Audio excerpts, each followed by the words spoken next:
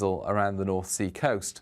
But elsewhere across the UK, clear spells, one or two mist and fog patches, and temperatures for Scotland and Northern Ireland dipping in some places into the low single figures. So a chilly start for Scotland, Northern Ireland, North West England first thing Saturday, but actually that's where the sunniest skies will be. Still some mistiness around coasts, particularly the North Sea coast, and still a lot of low cloud across central areas. That will tend to ebb back towards the North Sea through the day on Saturday. Sunny spells breaking out widely and feeling warm in that sunshine.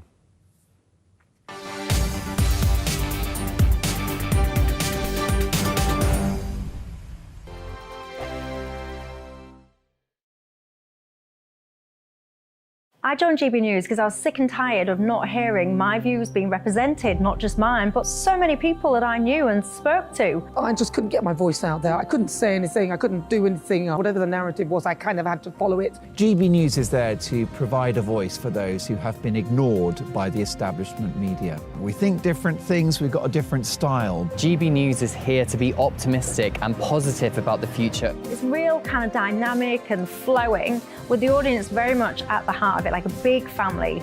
Here at GB News, we talk about the things that matter to you. Hearing the voices from right across our towns and cities, especially our towns. All sides of the argument represented with a heavy dose of opinion. We're on a mission here to make a difference. And the GB News family really is here for you, and whatever time of day you can watch or listen. Britain's watching. Britain's watching. We're proud to be GB News. The People's Channel. Britain's news channel. Westminster is going around in ever-decreasing circles, followed by the media. Britain is broken. How on earth did we get into this mess? But more importantly, how do we get out of it? Join me at 7 p.m, Mondays to Thursdays on Farage. Here on GB News, we will have open, rational debate. We've got to work out how Britain moves forward from this. Join us here on GB News, the People's Channel. Britain is watching.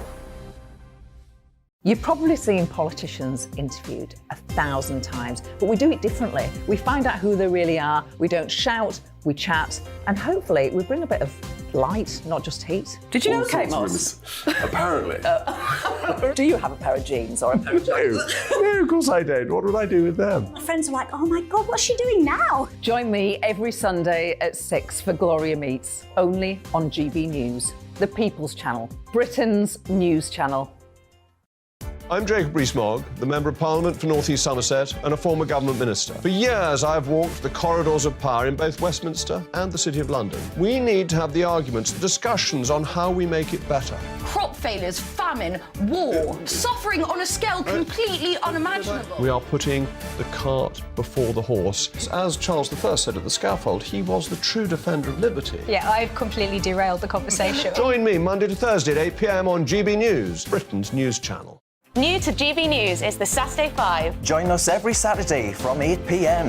as we debate the week's stories. Right, folks, that was a spicy one, wasn't it? With us four, plus a special guest. Sometimes she has to stick her foot in it. Sometimes she has to say things as they are. Sometimes I think we should keep the refugees and send the pensioners to Rwanda. Then we'd be in a much better state. Well, Benjamin, that is... The Saturday 5. Saturday nights from 8. Only on GB News, the People's Channel. Britain's news channel.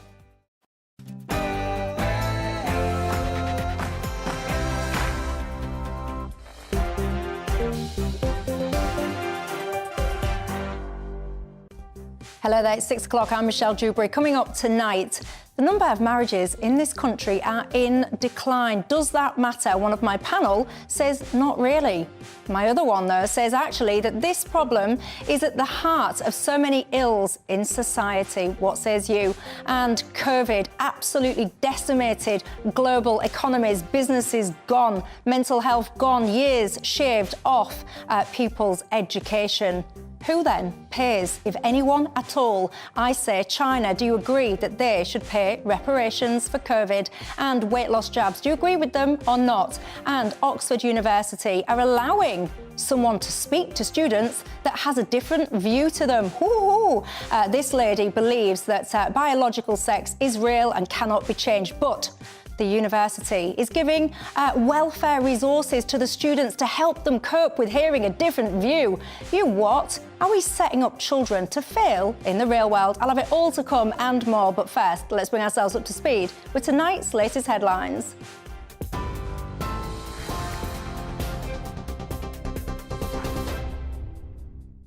Good evening. The top stories tonight on GB News. The Chancellor says the Bank of England's latest interest rate rise will prove challenging for families with mortgages. His comments come after the UK's central bank raised rates for the 12th time in a row in a further attempt to tackle soaring inflation. The bank's base rate has been increased today by 0.25 percentage point. That's from 4.25 to 4.5%. It's the highest level in 15 years. Jeremy Hunt says the measures will, though, help families in the long run. Although it's obviously good news the bank is not now predicting a recession this year, it's very challenging for families with mortgages to see interest rates go up. But unless we tackle rising prices, the cost of living crisis will just continue. And that's why it is essential we stick to our plan to halve inflation. And if we do that, we can bring certainty back to family finances. Well, the Shadow Chancellor, Rachel Rees, says the rise will be of concern to many British households. Today will be a day of great anxiety for many families and businesses around the country who are facing the 12th increase in interest rates in just a matter of months. That means higher mortgage costs already. People have paid £1 billion more in mortgage repayments compared to where they would have been 6 months ago. Well, in news away from home, the UK has confirmed it is supplying Ukraine with the long-range missiles it requested for its fight against Russia. Defence Secretary Ben Wallace says the donation of Storm Shadow missiles gives Ukraine the best chance to defend themselves. The decision follows Kyiv's repeated pleas for more weapons from the West. Addressing MPs earlier, Ben Wallace also said the United Nations had found Russia had committed war crimes. Sadly, so far, at least 23,000 Ukrainian civilians have been killed or wounded, although the actual figure is likely to be substantially higher. Thousands of citizens have been sent to sinister filtration camps before being forcibly relocated to Russia. Some 6,000 children, ranging in ages from 4 months to 17 years, are now in, quote, re-education camps across Russia. The UN, as well as US investigators, have found that Russia has committed war crimes with reported evidence of executions, torture and sexual violence in civilian areas. Ben Wallace. Now, Pakistan's Supreme Court has ordered the release of the former Prime Minister Imran Khan and says his arrest was illegal. Mr Khan was arrested on Tuesday by paramilitary officers in a courtroom. It sparked widespread protests right across the country. 1,000 people were arrested and at one point the government had to call in the army to help restore order. Here at home, rail services run by the operator Trans-Pennine Express are to be brought under government control. The Transport Secretary has announced the decision follows continuous cancellations. Mark Harper says the firm's contract won't be extended or renewed. The Department of Transport said instead it will take over from May the 28th. The train operator, which covers Northern England and runs in parts of Scotland, saw 1 in 6 services cancelled in March. A Met police officer has been found not guilty of unlawfully inflicting grievous bodily harm on a man who was left paralysed after being tasered. And a warning for those watching on TV, the following footage does contain some distressing scenes. Imran Mahmood tasered Jordan Walker-Brown whilst on patrol during his first COVID lockdown. Mr Walker-Brown, who was 23 at the time, broke his back and hit his head on the pavement, leaving him with injuries. Mr Mahmood told the court he believed Mr Walker-Brown had a weapon on him and that he could be dangerous. The Duchess of Edinburgh has given her heartfelt thoughts and prayers to a woman in her 80s who was hit by a police motorbike escorting the royal. The Met Police says the collision took place yesterday in Earl's Court in West London. Buckingham Palace is saying the Duchess is grateful for the swift response by the emergency services, including the air ambulance. The woman remains in a critical condition in hospital. Plaid Cymru have appointed Claire Griffith as interim leader. It follows the resignation of Adam Price last night after a damning report into the Welsh Nationalist Party culture. The report found the party had failed to implement a zero-tolerance approach to sexual harassment, bullying and misogyny. The appointment will be subject to ratification by the party's National Council on Saturday. And lastly, the BBC has found there were no concerns about Richard Sharp's integrity whilst he was chairman of the broadcaster. A BBC Conflicts of Interest review was commissioned following Mr Sharp's resignation from the corporation in April, after he was found to have breached the rules for public appointments. You're up to date on TV, online, DAB+ radio and the TuneIn app. You're with GB News. Now back to Michelle.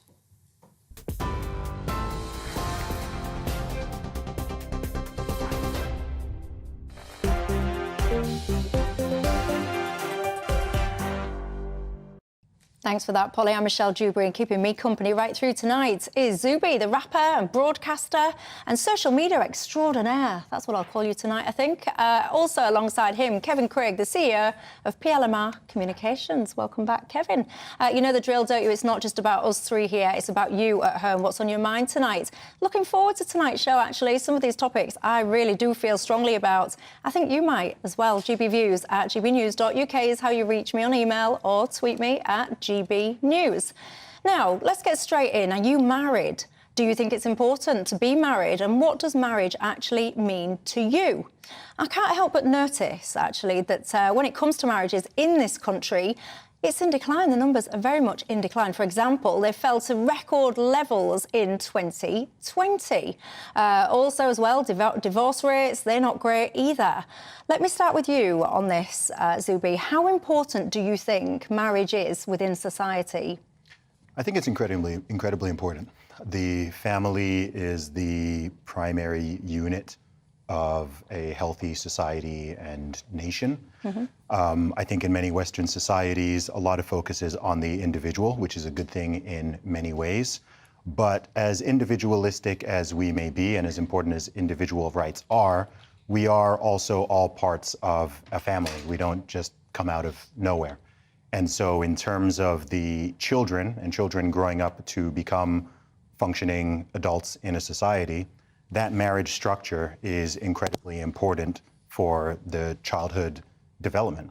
And so I think of course, marriage is good for the individuals involved, but I think for children specifically, it's incredibly important. And so I think a breakdown in the family unit in various ways, which has been happening over the decades, is the primary cause, is the root cause of so many other downstream problems. Do you agree with that? Which bit? About actually the decline is the root in some ways of lots of the decline in society. I think a lot of what Zuby says I agree with. And I think family is really important. I'm more relaxed about what that family looks like because I believe there's 2 unmarried parents on this panel tonight. Am I right? Yeah, yes. Yeah. I'm not married. Are we bad? Are our kids at risk? Well, it depends. At risk of what? Well, I think the issues that Zuby highlighted. Well, I think actually when people do get married, one of the things that I worry about actually is that marriage seems to be so easy come, easy go, and actually a lot of people do tend to have a lot of marriages. Mick Jagger. I'm not sure I'd be quite keen on that. So for me personally, I would like to think that a marriage is, as best as you can for life, if possible. Yeah. One of the things that would worry me, though, some people get into marriages, Zuby, and they are, abusive marriages and all the rest of it, and actually staying in those marriages can perhaps do more harm to children than good. Yeah, there's no question about that. Exceptions always exist, but I think one of the big problems we have in a lot of conversations is using exceptions, forming everything around the exceptions. So no one is saying that it's good for, of course, there's cases of abuse, violence, that kind of stuff is awful. I don't see anyone advocating that should be normalized or people should be forced into those type of situations at all.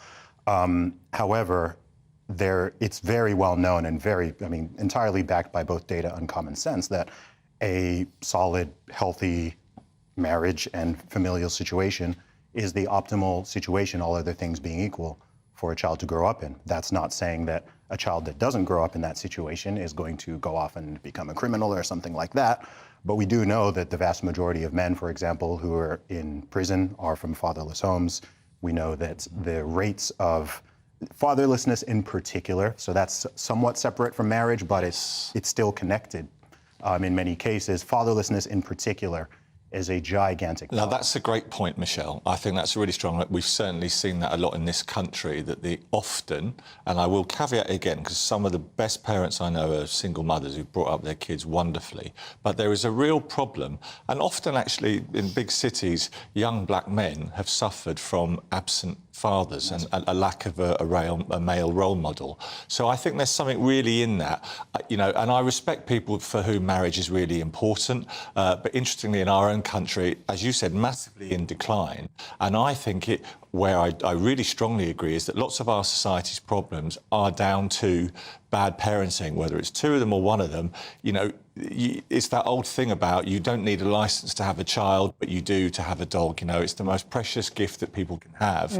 And children are let down by parents. I'm more relaxed about the marriage thing, but I share concerns about the lack of a father figure. So what about religion then? Do you think that plays any role in this decline? Because a lot less people nowadays are defining themselves by any religion, quite frankly. We're not as religious as a society as we once were. Do you think that's important? Does that matter? Of course it matters. It's directly tied to it. It's tied to both the divorce situation. It's tied to the concept of marriage itself. I mean, to religious people, the marriage itself is a religious institution. And the honest truth is, and it pains me to say this, I'm a Christian myself, but from a totally secular perspective, if I put myself in the mindset of someone who is non-religious, and I empathize in that point, then the way it's currently set up in terms of the incentive structure, marriage is not well incentivized. Are you on about right now. tax benefits? What I mean is, if you are not a religious person,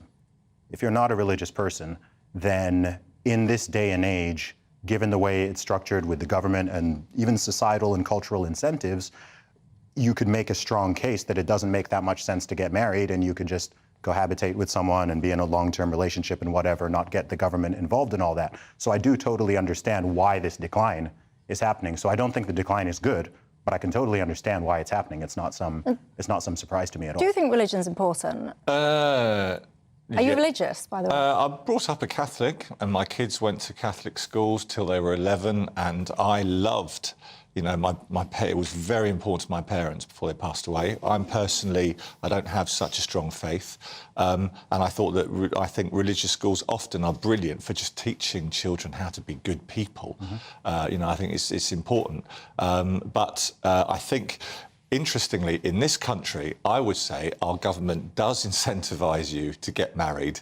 You've got a lot of international experience, more than I have, but here, it is financially, you're better off for all sorts of reasons to be married, which is why people often get hitched with the, you know, invitation sponsored by HMRC. That's interesting. I wasn't aware of that. Yeah. And what do you think about, because, you know, there seems to be such a prevalence of gang culture at the moment, and yes, I know people will get in touch and say, oh, Michelle, gangs have always been around and all the rest of it, I get that. But, you know, to me, it feels like a week, a month or whatever doesn't go by without a story of some young kid, almost a young kid, being knifed to death, normally in broad daylight, by the way. And then it transpires that a lot of people are often in gangs, and then I'll hear people say, well, that's because, you know, they don't have the father at home, or they're from a so-and-so family or whatever. But do you think that's an excuse? If you don't have a father or whatever, off you go into a gang? It's not an excuse. But these things are very strongly correlated. The truth is, as a young man grows up, as you go from a boy to a man, you are going to look for a masculine role model. You're going to look for a father figure somewhere. Ideally, that is your own father and any older brothers, uncles, grandparents, anyone you've got. If that is not around, and especially if you're in a community where it's not just one's own father that's missing, but even the friends and people you're hanging out with, their fathers are also not in the picture, then people are going to look somewhere, and in certain inner city communities in particular, it's not unique to the UK at all. All over the world, there are gangs who intentionally recruit young men who are looking for that masculine role model, for that father figure. And these organizations will target young people, often not even teenagers, sometimes preteens, 11 or 12, and they'll bring them in and initiate them into these things, and it causes this giant mess. So the absence of fatherhood, the familial breakdown, those things are difficult for people to talk about because everyone's got all sorts of different types of personal and family situations. But if you look at the root of it, it's very, very clear that is the problem. People focus on the tools. People focus on the knives in the UK. If you're in the US, it's the same conversation, but it's guns. We all have access to deadly weapons. We all have knives. Every single person, every adult in the UK has access to knives. We have them in our kitchens. The question is why? What is it that's causing increasing amounts of young people, young men in particular, to want to hurt and kill each other and to not value life in the way that they should? Yeah, you say that we all have access to kitchen knives and all the rest of it, and actually you've just prompted a thought in my mind because I saw this video, and if I've got it, I'll play it for you. Because when we're talking about knives, the kind of knives that these people are running around with at the moment, they're not your standard, a steak knife or whatever. Have I got this video? Can I get it up? Because it blew my mind, this. So this is a video, and if you're listening, not watching, I'll describe it to you. So it's to me, it looks like quite a young lad, and he's getting stopped and searched by two undercover coppers. And what they pull out of this guy's pants, basically, it's like I accept I'm not an expert in huge knives, so I might describe it wrongly, but I'll say what I see. It's a cross between like a machete and some kind of like samurai sword or something. And this kid, because he is a kid, I've seen it unblurred. I blurred it, obviously, for confidentiality reasons, but you see this. And this is not someone that's just procured their mum's butter knife. It's someone that has deliberately gone out to get their mitts on one of those things, in my mind, purely to cause harm.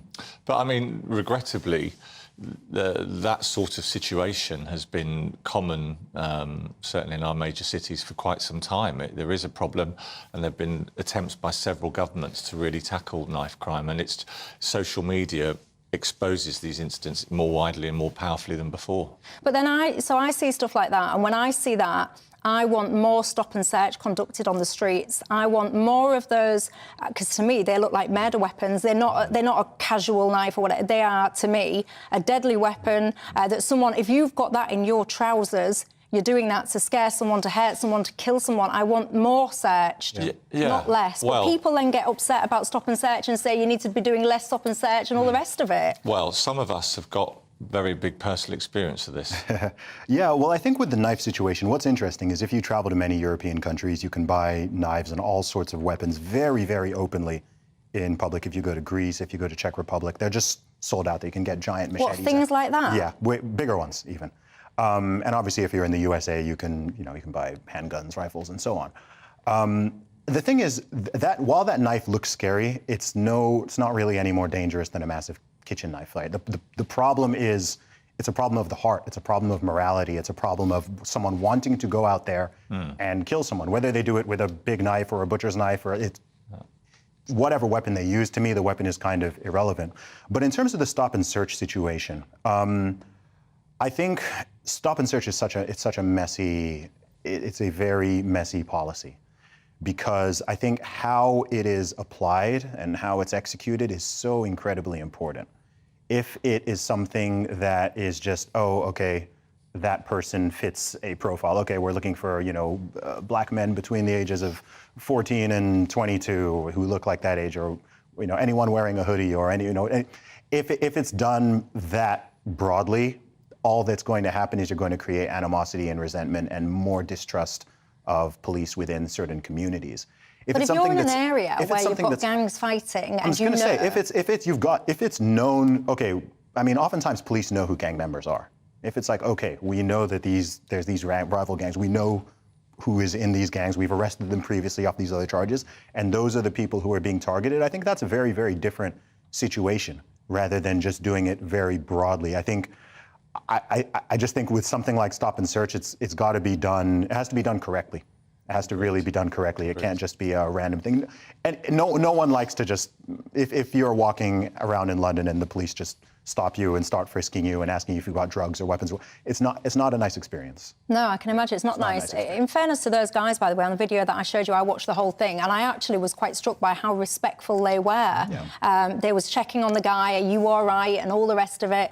Anyway, back to the marriage point. Dan says, I love being married. I've been together since 1990, married since 1999. He says, my wife creates stability and continuity in my life. I like that. Isn't that nice?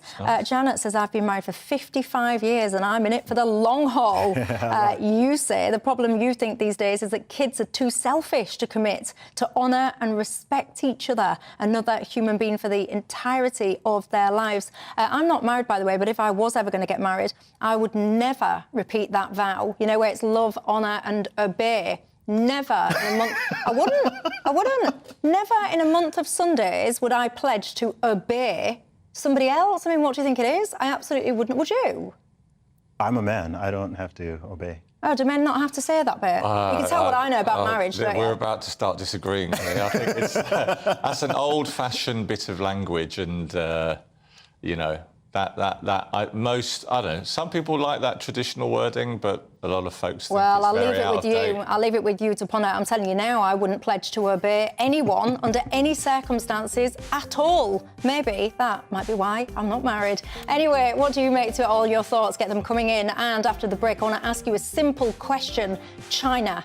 Do you think they should pay reparations to the other countries, basically, for creating utter carnage when it comes to COVID? Your thoughts. See you in 2. I joined GB News because I was sick and tired of not hearing my views being represented, not just mine, but so many people that I knew and spoke to. I just couldn't get my voice out there. I couldn't say anything. I couldn't do anything. Whatever the narrative was, I kind of had to follow it. GB News is there to provide a voice for those who have been ignored by the establishment media. We think different things, we've got a different style. GB News is here to be optimistic and positive about the future. It's real kind of dynamic and flowing, with the audience very much at the heart of it, like a big family. Here at GB News, we talk about the things that matter to you. Hearing the voices from right across our towns and cities, especially our towns. All sides of the argument represented with a heavy dose of opinion. We're on a mission here to make a difference. And the GB News family really is here for you, and whatever time of day you can watch or listen. Britain's watching. Britain's watching. We're proud to be GB News, The People's Channel. Britain's news channel. Westminster is going around in ever-decreasing circles, followed by the media. Britain is broken. How on earth did we get into this mess? But more importantly, how do we get out of it? Join me at 7 p.m, Mondays to Thursdays on Farage. Here on GB News, we will have open, rational debate. We've got to work out how Britain moves forward from this. Join us here on GB News, the People's Channel. Britain is watching. You've probably seen politicians interviewed 1,000 times, but we do it differently. We find out who they really are, we don't shout, we chat, and hopefully we bring a bit of light, not just heat. Did you know, Kate Moss? Apparently. Do you have a pair of jeans or a pair of jeans? No, of course I don't. What would I do with them? My friends are like, oh my God, what's she doing now? Join me every Sunday at 6 for Gloria Meets, only on GB News, the People's Channel, Britain's news channel. I'm Rees-Mogg, the Member of Parliament for North East Somerset and a former government minister. For years, I've walked the corridors of power in both Westminster and the City of London. We need to have the arguments, the discussions on how we make it better. Crop failures, famine, war, suffering on a scale completely unimaginable. We are putting the cart before the horse. As Charles I said at the scaffold, he was the true defender of liberty. Yeah, I've completely derailed the conversation. Join me Monday to Thursday at 8 p.m. on GB News, Britain's news channel. New to GB News is the Saturday 5. Join us every Saturday from 8 p.m. as we debate the week's stories. Right, folks, that was a spicy one, wasn't it? With us 4, plus a special guest. Sometimes she has to stick her foot in it. Sometimes she has to say things as they are. Sometimes I think we should keep the refugees and send the pensioners to Rwanda. Then we'd be in a much better state. Well, Benjamin, that is... The Saturday 5. Saturday nights from 8. Only on GB News, the People's Channel. Britain's news channel.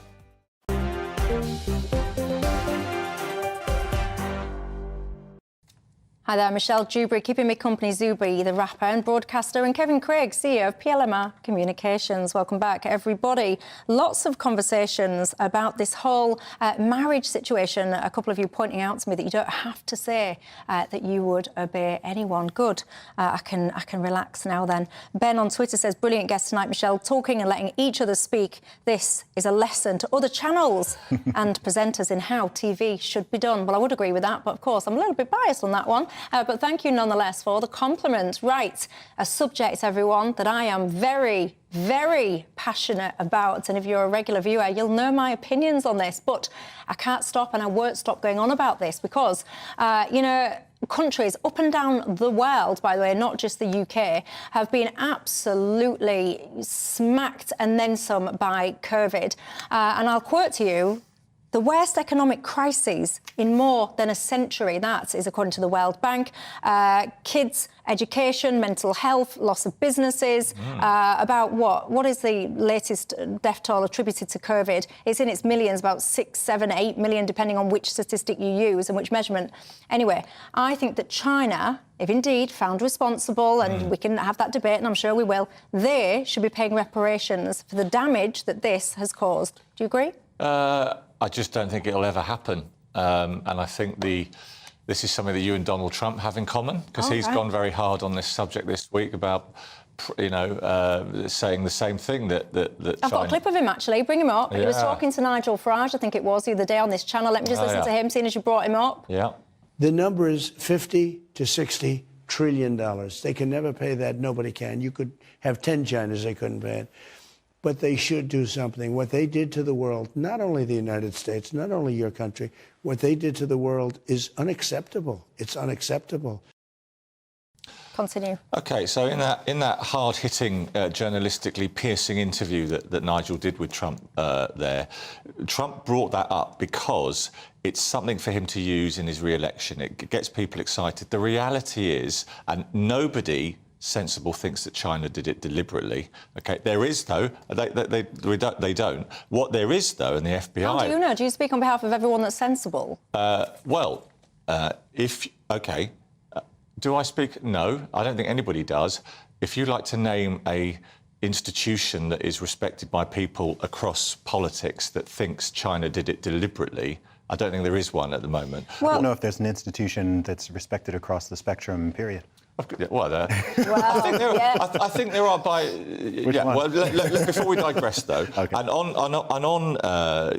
China will never be made to pay reparations. There has been huge suffering from it.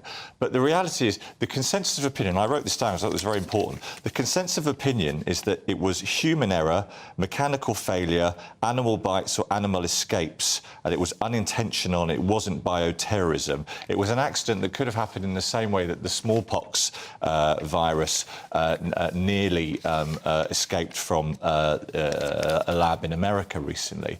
But realistically, China, with all the challenges, that country's never going to pay reparations. I agree, you know, in but do you theory think they it should. We can worry about In theory, yes, because something that happened there has caused huge harm and upset across the globe. In theory, but the reality is it's not going to happen. Yeah, I agree with that exact conclusion. I think that morally and accountability-wise, yes, they should. I actually have been saying that since 2020. Smart man. Realistically, is it going to happen? No. I don't even think they'd accept proper accountability. It's just because people are afraid. I think a lot of people are afraid of the CCP. And when I say that, I mean political leaders. I think that political leaders are afraid, even many people in the media are afraid to criticize the Chinese Communist Party or the Chinese government.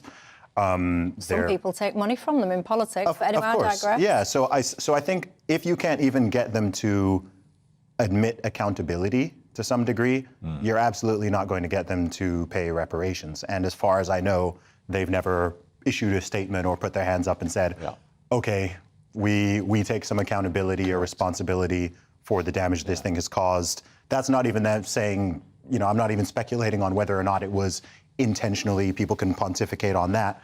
We do know, however, that there was a cover-up. It was covered up for the first few months when Of they course. knew that things were out there. And they've been blocking the WHO,'s attempts. Exactly, yeah. So there is certainly malice there. But like I said, if they won't accept accountability and people aren't going to really make an effort to hold their feet to the fire, and then reparations are not that realistic. last part, this is what I do not understand, is you're saying, oh, people might be a bit frightened of China, whatever. I do not understand, why is the world not coming together collectively? Because, like I'm saying, this has impacted the world. I think I know not the honest just us. answer. I think because everything is made there.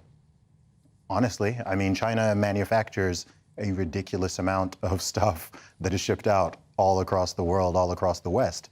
And so I think there are economic concerns and fears around taking that type of action. I think that's a big part of it. But that in itself, I mean, to be a collection of countries, the world, except China, and everyone being dependent on one particular country to create, manufacture, whatever it is, your products, that in itself should be ringing alarm bells. So maybe this is an opportunity for the world to rethink their supply chains. Everyone goes on about China's emissions when it comes to global warming. One of the reasons they are so high compared to us is because of all this manufacturing. But I just still don't get it, because that cannot be the reason alone. Because, by the way, if all countries unite in the world and say, right, we are going to push this. So Biden, for example, he's just signed a bill on COVID origins. So they're going to be apparently pushing to try and get transparency around some of this intelligence about what's known and what's not known.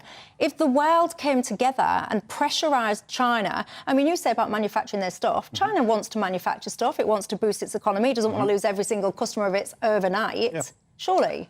Yeah, I think in theory you're correct. I just think that in terms of the political reality of it, I don't see it happening. That would be wonderful, but I don't see it happening. And I think Zuby's right. And I think, people are vocal. Like the British ambassador to China, who's a very, very impressive woman, recently said at a meeting in London, China has been, of late, more authoritarian at home and more assertive abroad, right? And there are no punches pulled about human rights abuses with ethnic minorities and in Hong Kong. But the reality is the CCP, the Chinese Communist Party, is a law unto itself, and that is just the nature of a massive nation-state like that, which we have learned over time. It's very difficult to interfere in other sovereign nation-states. But the theory is right, that it was ultimately originated there. But again, we in the West, we've had near misses with vaccine with virus releases in the past. So, unless it was intentional,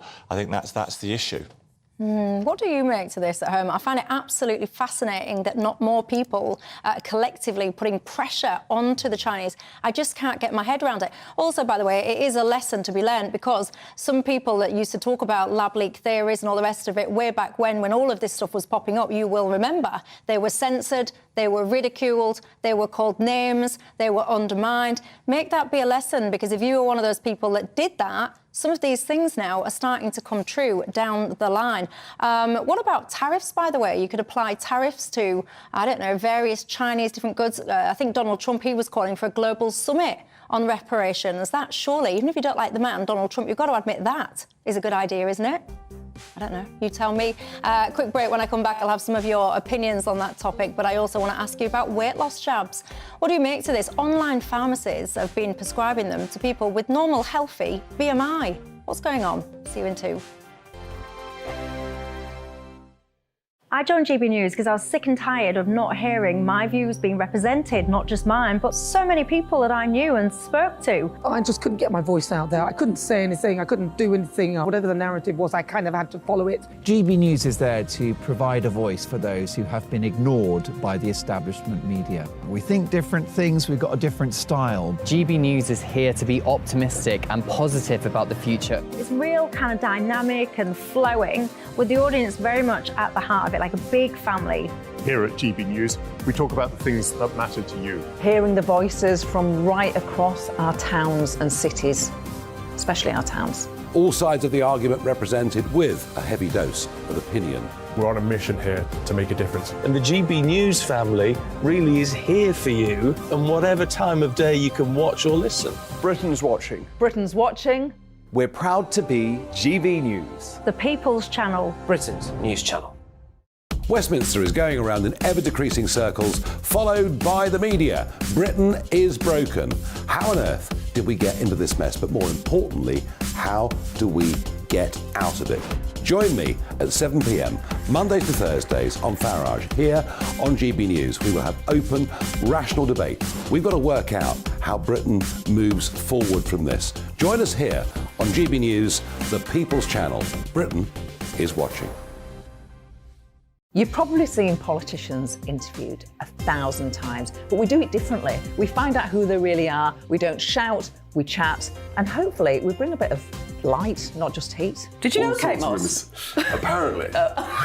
Do you have a pair of jeans or a pair of jeans? No, of course I don't. What would I do with them? My friends are like, oh my God, what's she doing now? Join me every Sunday at 6 for Gloria Meets, only on GB News, the People's Channel, Britain's news channel. I'm Rees-Mogg, the Member of Parliament for North East Somerset and a former government minister. For years, I've walked the corridors of power in both Westminster and the City of London. We need to have the arguments, the discussions on how we make it better. Crop failures, famine, war, suffering on a scale completely unimaginable. We are putting the cart before the horse. As Charles I said at the scaffold, he was the true defender of liberty. Yeah, I've completely derailed the conversation. Join me Monday to Thursday at 8 p.m. on GB News, Britain's news channel. New to GB News is the Saturday 5. Join us every Saturday from 8 p.m. as we debate the week's stories. Right, folks, that was a spicy one, wasn't it? With us four, plus a special guest. Sometimes she has to stick her foot in it. Sometimes she has to say things as they are. Sometimes I think we should keep the refugees and send the pensioners to Rwanda. Then we'd be in a much better state. Well, Benjamin, that is... The Saturday 5. Saturday nights from 8. Only on GB News, the People's Channel. Britain's news channel.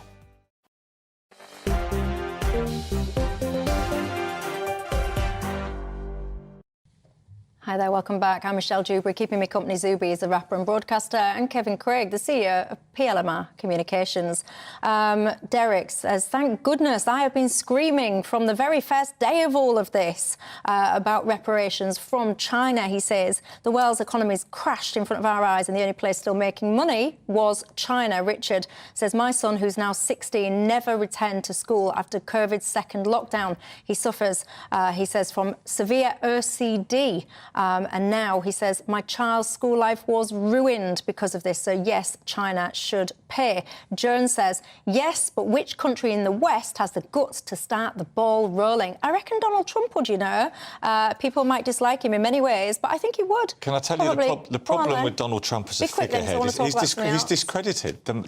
Apart from his fans, many people think the man is a liar and many think the man is a woman hater. That's the problem. We're taking seriously anything that comes out of his mouth. Well, do you know what? Opinion. We could others obviously disagree. We could have that debate, but for now, I don't want to, because I want to talk about something else, if you don't mind. Online pharmacies, they are basically prescribing these weight loss jabs, slimming jabs, whatever you want to call them, to people now of a healthy BMI. Personally, I've got to say, Zuby, I wouldn't use an online pharmacy, I don't think, for much in life, certainly not for something that I'm about to inject into my body. I would be terrified that they'd sent me the wrong thing. Anyway, what do you make to all these? I don't know if you still are, but I know you used to be a personal trainer. You're into the good living, the healthy living. I know you write books and stuff on it. What do you make to these injection things to lose weight? My gut reaction immediately is I wish people would stop looking for magic and shortcuts. Losing weight is not easy, but it's simple. You have to burn more calories than you consume. You have to, I know people don't like it, you have to eat less and ideally move a little bit more. But that is what it is. You don't need a magic bullet. You don't need injections. You don't need pills, all this. And I don't know the exact mechanism this one works by. I did a little bit of research. I think it's a diabetes medication initially. It's called, yeah. I believe it works by suppressing appetite to some degree.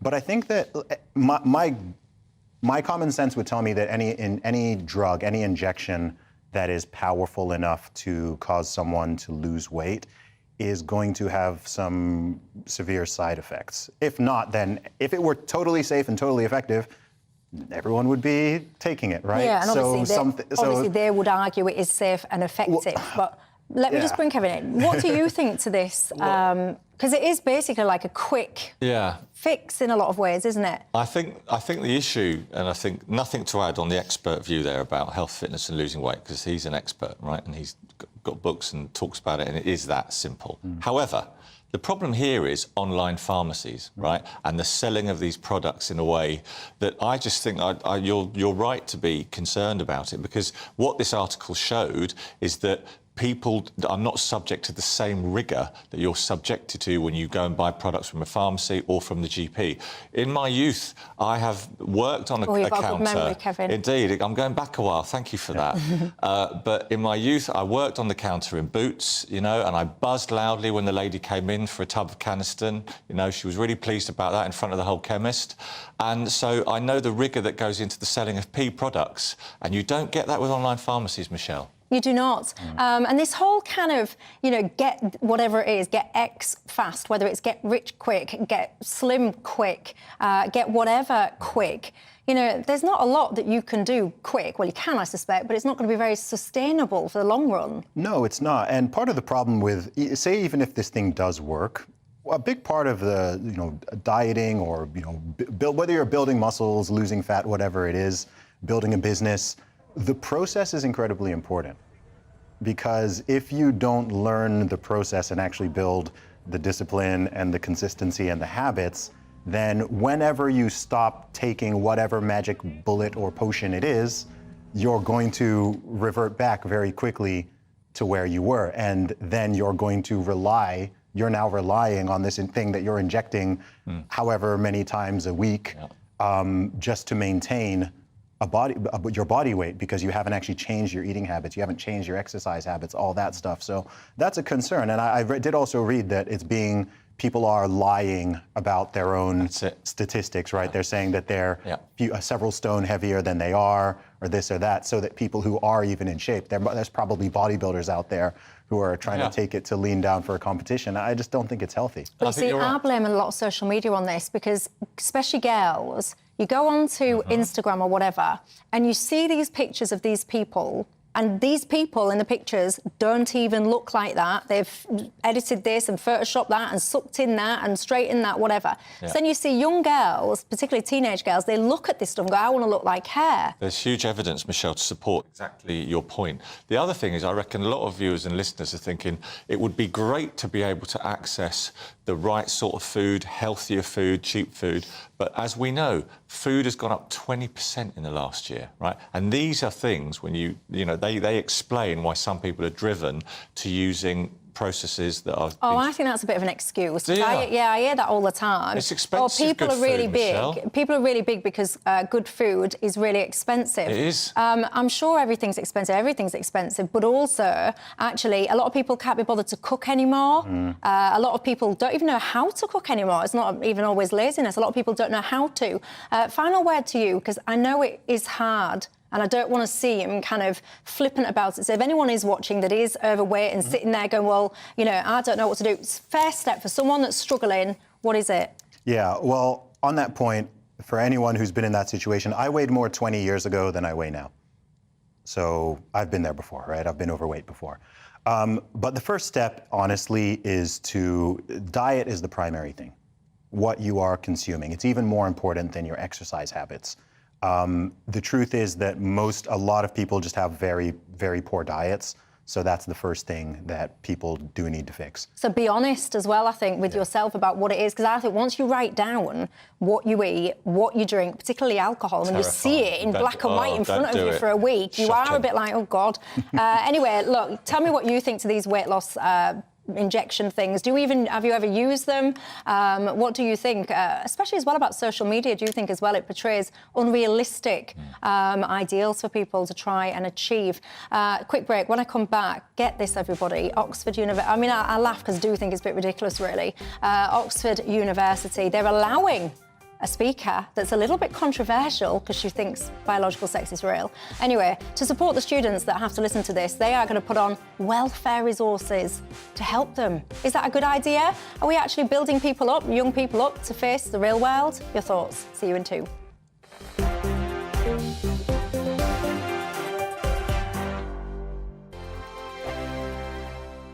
I joined GB News because I was sick and tired of not hearing my views being represented, not just mine, but so many people that I knew and spoke to. I just couldn't get my voice out there. I couldn't say anything. I couldn't do anything. Whatever the narrative was, I kind of had to follow it. GB News is there to provide a voice for those who have been ignored by the establishment media. We think different things, we've got a different style. GB News is here to be optimistic and positive about the future. It's real kind of dynamic and flowing, with the audience very much at the heart of it, like a big family. Here at GB News, we talk about the things that matter to you. Hearing the voices from right across our towns and cities, especially our towns. All sides of the argument represented with a heavy dose of opinion. We're on a mission here to make a difference. And the GB News family really is here for you, and whatever time of day you can watch or listen. Britain's watching. Britain's watching. We're proud to be GB News, The People's Channel. Britain's news channel. Westminster is going around in ever-decreasing circles, followed by the media. Britain is broken. How on earth did we get into this mess? But more importantly, how do we get out of it? Join me at 7 p.m, Mondays to Thursdays on Farage. Here on GB News, we will have open, rational debate. We've got to work out how Britain moves forward from this. Join us here on GB News, the People's Channel. Britain is watching. You've probably seen politicians interviewed 1,000 times, but we do it differently. We find out who they really are, we don't shout, we chat, and hopefully we bring a bit of light, not just heat. Did you know Kate Moss? Apparently. Do you have a pair of jeans or a pair of jeans? No, of course I don't. What would I do with them? My friends were like, oh my God, what's she doing now? Join me every Sunday at 6 for Gloria Meets, only on GB News, the People's Channel, Britain's news channel. I'm Rees-Mogg, the Member of Parliament for North East Somerset and a former government minister. For years, I've walked the corridors of power in both Westminster and the City of London. We need to have the arguments, the discussions on how we make it better. Crop failures, famine, war, suffering on a scale completely unimaginable. We are putting the cart before the horse. As Charles I said at the scaffold, he was the true defender of liberty. Yeah, I've completely derailed the conversation. Join me Monday to Thursday at 8 p.m. on GB News, Britain's news channel. New to GB News is the Saturday 5. Join us every Saturday from 8 p.m. as we debate the week's stories. Right, folks, that was a spicy one, wasn't it? With us four, plus a special guest. Sometimes she has to stick her foot in it. Sometimes she has to say things as they are. Sometimes I think we should keep the refugees and send the pensioners to Rwanda. Then we'd be in a much better state. Well, Benjamin, that is... The Saturday 5. Saturday nights from 8. Only on GB News, the People's Channel. Britain's news channel.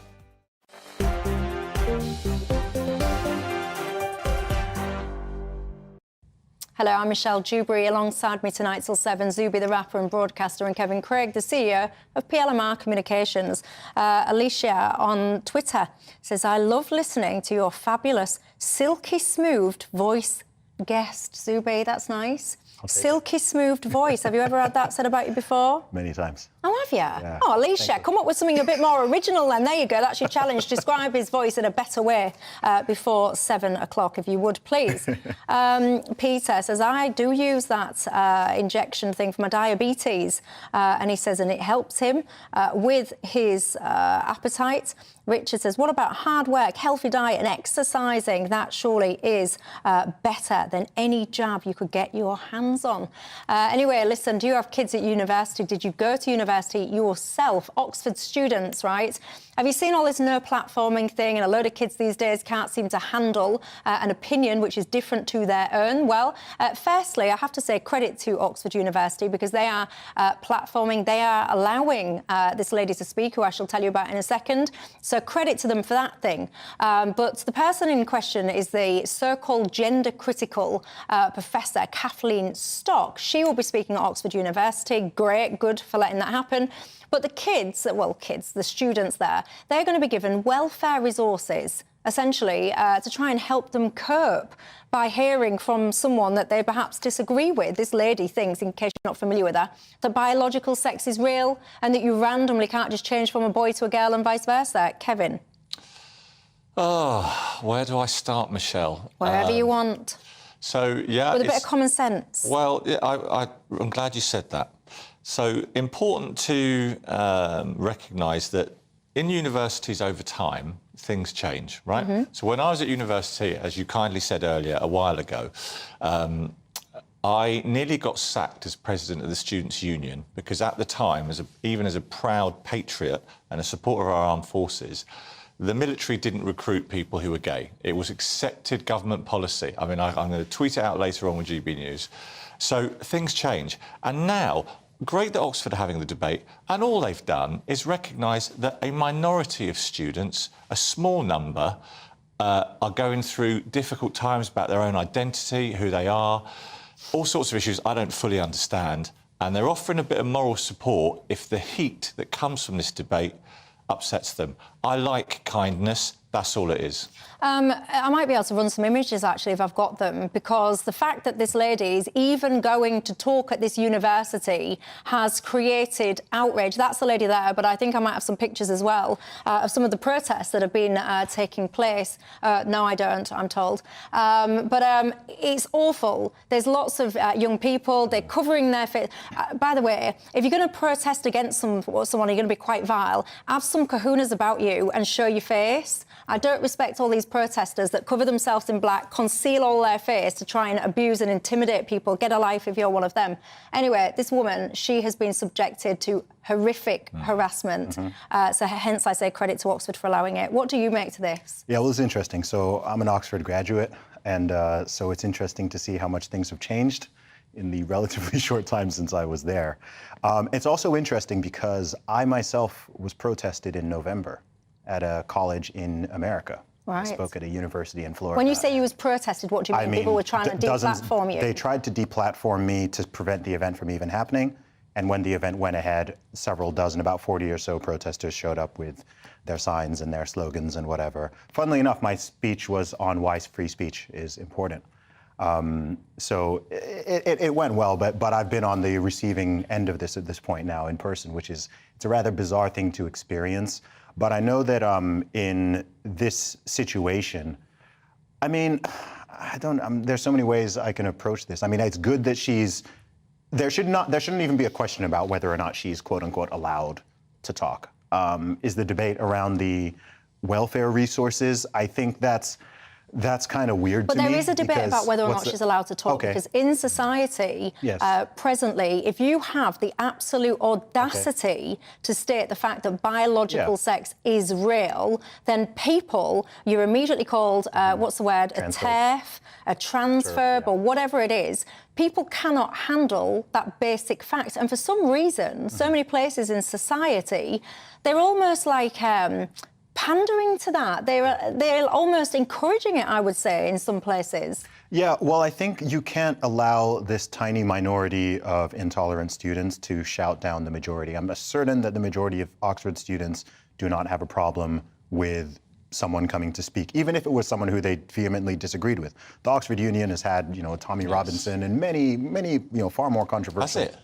Yeah. Did it? Yes, many controversial people over the years and so on. And those have all gone ahead with, and it's fine. I think in a university in particular, especially somewhere like Oxford, you should be confronted with ideas you agree with, disagree with, can debate, so on. I think it's an incredibly important part about being an adult, that you can have those conversations, you can have debates, disagreements, you can talk to all sorts of different people and not get so emotionally charged up that either you lash out violently or you just want to censor people or you need to go and, hide in a room and, have a therapist or something like that. It's just part of adulthood. There's 8 billion people in this world and there's no two of us who agree on absolutely everything. But so facts also matter, though, because whilst everyone's got a different opinion and everyone's got a different circle, lived experience or whatever the phrase is these days, there are certain facts that are just genuine facts, that your feelings and all the rest of it shouldn't be allowed to influence.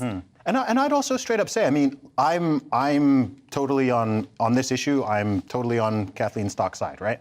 So you think I've been very vocal on this, but I'm saying if I were a student and there were some if there was someone who wanted to come and But do you think you can change your biological sex? No, of course not. Absolutely do you think not. you can, no. Kevin? No. Change your biological sex? No, Yeah. no.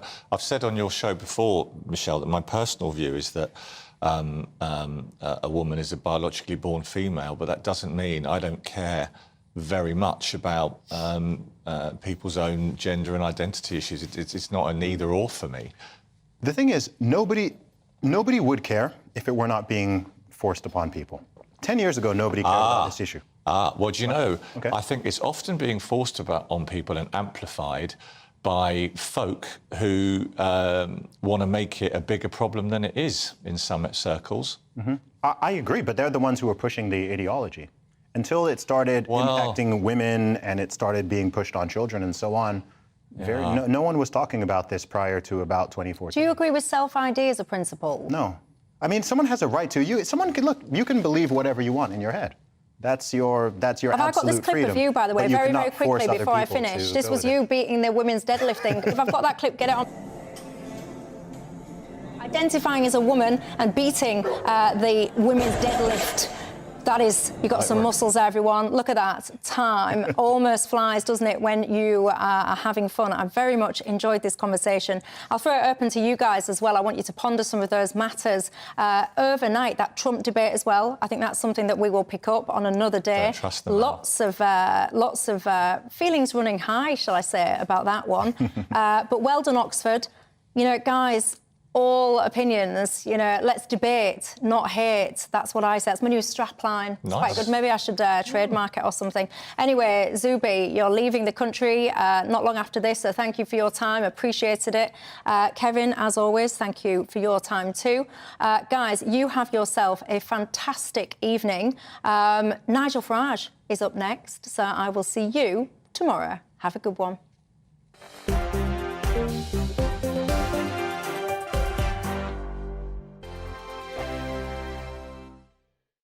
I joined GB News because I was sick and tired of not hearing my views being represented, not just mine, but so many people that I knew and spoke to. I just couldn't get my voice out there. I couldn't say anything. I couldn't do anything. Whatever the narrative was, I kind of had to follow it. GB News is there to provide a voice for those who have been ignored by the establishment media. We think different things, we've got a different style. GB News is here to be optimistic and positive about the future. It's real kind of dynamic and flowing, with the audience very much at the heart of it, like a big family.